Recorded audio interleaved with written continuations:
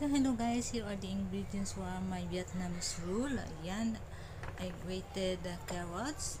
I cook also egg and sausage. Siyempre, hiniwa-hiwa ko na siya ng palang. And then I prepared crab stick. Ayan, lettuce, parsley, at saka yung naghanda rin ako ng tubig. At saka yung onion. Guys, so it's ready, and also kailangan natin itong Vietnamese paper rice. Ganito ang itsura niya guys, so kailangan nating ibabad sa tubig, either maligamgam na tubig or yung normal na tubig lang hanggang sa lumambot.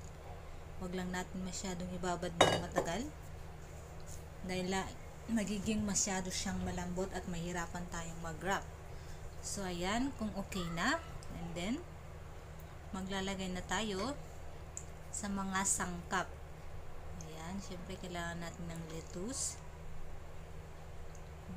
sausage. Pwede rin tayong maglagay ng magdagdag kung ano yung gusto nating ingredients, but because this is a dietary food, kung gusto natin magpapayat, so we need all these ingredients. Ayan siya guys.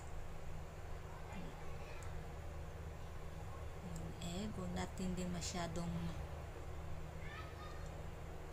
halatin yung egg natin.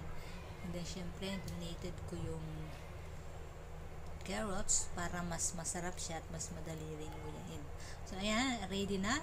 Okay, let's see. Tingnan nyo guys, madali lang siyang i-wrap kasi tamang tama lang yung tagal ng pagbabad ko sa tubig, yung paper rice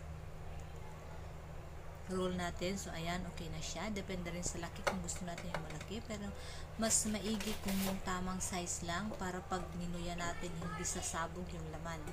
So ayan guys, so I do it again. Binabad ko yung tubig, yung paper rice sa tubig. Ayan, and then slowly I put in some of the ingredients, but of course guys, you can create your own ingredients also. It depends on your dietary menu. You can put also some prawn, but take note, when you put a prawn, i-steam natin yung prawn guys, and don't stir fry kasi cholesterol yan. So ayan, at saka kailangan din natin ng parsley dahil yung talaga nagpapadagdag ng lasa sa ating paper rice roll. So ayan siya guys, tignan natin, di ba madali lang siyang i-wrap kasi kakainin din natin itong yung wrapper niya guys, kasi pag naibabad na siya malambot na siya. So ayan, do it the same process. This is recommended for all who want to lose weight, and it is very effective since my madam do it eat already for how many weeks, and I see already the result.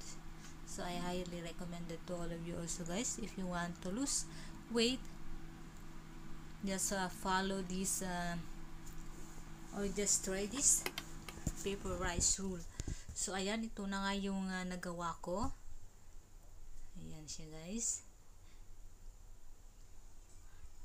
At i-roll lang natin siya o babalutin lang natin siya guys. Take note kung kakain na tayo, dahil pag natagalan pa titigas yung wrapper. So ayan, prepare din tayo ng sauce. Sausaw natin soya sauce, syempre saka yung spring onion, and ididip natin dyan yung rice roll. So